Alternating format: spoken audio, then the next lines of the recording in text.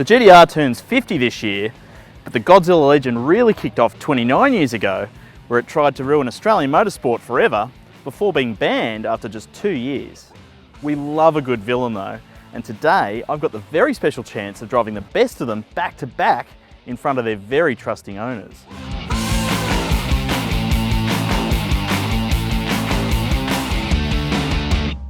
So Carl, R32 GTR, the car that really started the legend. Yep. Nearly destroyed Australian motorsport. Almost, eh? Almost, but you know, that's where legends are born. Yep.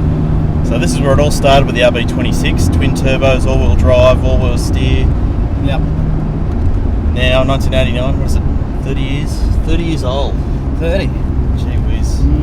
The thing with the four-wheel drive system, we've got a G-force sensor here in the middle, steering angle sensor, throttle position sensor, axle sensors, and it sends fluid from the rear pump to the forward clutch pack.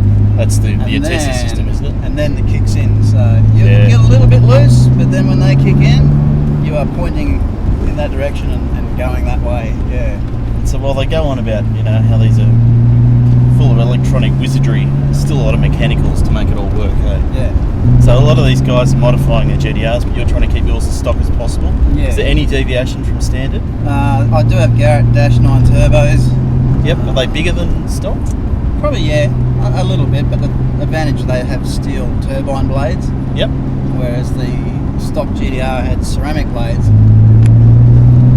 Oh. Very, very responsive. That was from really low there. That was probably $2,000. Alright, yeah, that was the second gear corner actually. Yeah. Is this our second lap or first lap? Second lap, sadly. Ah, geez, we're just getting into it.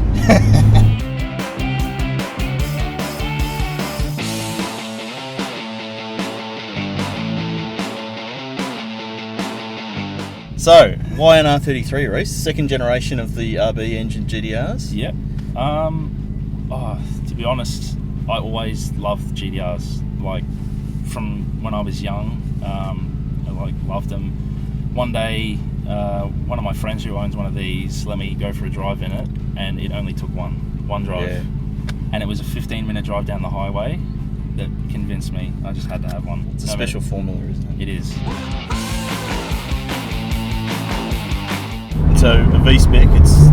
Yeah, so V-spec, active LSD in the rear. Not 100% sure, like, the big differences, but... That's the one to get though, isn't it? Yeah, I mean, it's, I suppose, probably a little more sought after. Like, there's a lot of people that actually reverse it and take it back to the non-V-spec stuff. Really?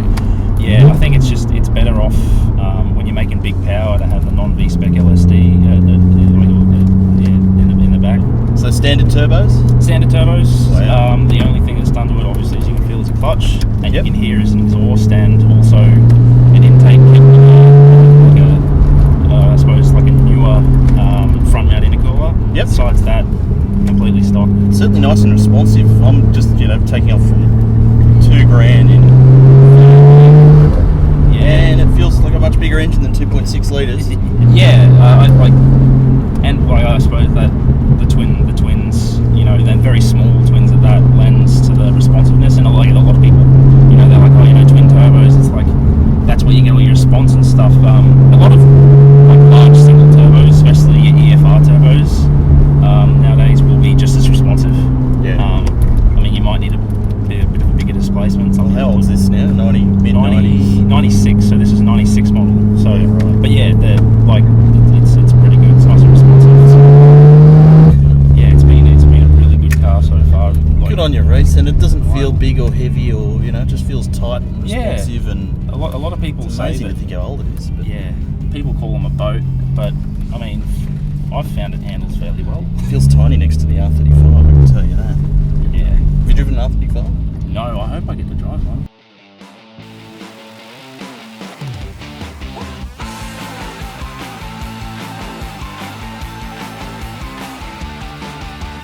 So the R34 was the last GTR to have the RB26 twin turbo. And manual.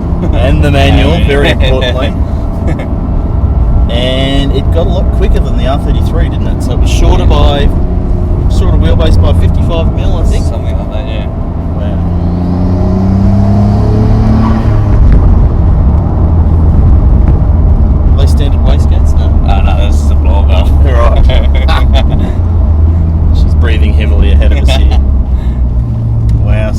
first time I've driven an R34 since they were new, and that's great to be back. When I drove the R34, I drove the R35 2 weeks later and it was brand new, and the R34 was a lot more fun. You know, the H pattern, lighter, more nimble, or just sort of feels more nimble, but obviously not as quick, but more raw, more fun as a driver's car. And I'm a big fan of the Bayside Blue, but this, what's this? This is charcoal called? Athlete Silver. Athlete so there's Silver. only 200 something of these in B-Spec. Wow, 1 of 200. Well, it still feels great. When did they stop making these? I think 02. Yeah, 02, and I say it feels a bit tighter than the R33, which you kind of hope.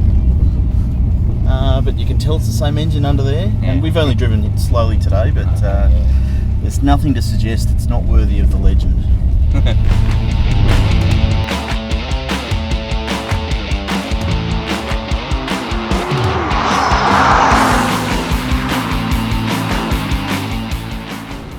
Now approaching its 12th birthday, which is forever in terms of your typical model life, the GTR has been updated yet again for 2020 and is celebrating the Godzilla nameplate's 50th anniversary with this special edition I'm driving right now.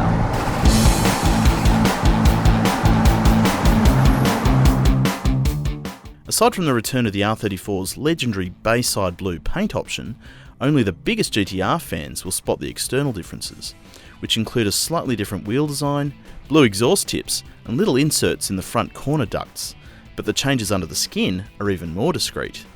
New turbos are 5% more efficient, plus stiffened brake actuation and calibration tweaks to the dual-clutch transaxle, all-wheel drive system and adaptive suspension. The biggest change for daily users is the new multimedia system from the Leaf and Navara that also brings Apple CarPlay and Android Auto to the GTR for the first time. The Nismo version has been dropped, but the GTR is still split into Premium, Premium Luxury and Track Edition trim levels, with the built-to-order 50th Anniversary Edition not limited by build numbers. It's based on the Premium Luxury and can be distinguished by contrasting decals inspired by a 1971 Hakusuka racer, 50th Anniversary badging and a special grey trim colour on the inside.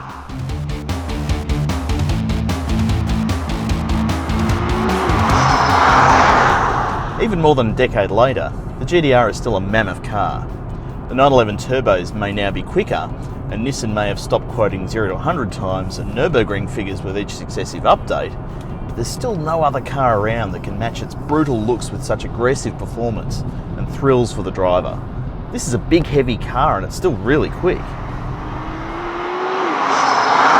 While the 2020 changes aren't quite enough to disguise its age, it's still pretty fantastic that Nissan continues to develop it, as there's no other car that can match its distinct character.